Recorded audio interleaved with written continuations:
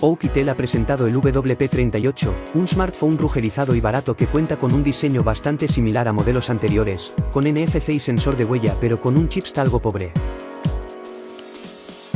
En este vídeo os desvelamos todas sus especificaciones, imágenes y precio, que podréis adquirir en el enlace que os dejamos en la descripción. Muchas gracias de antemano por vuestro apoyo con un like y una suscripción. Empezamos con los detalles.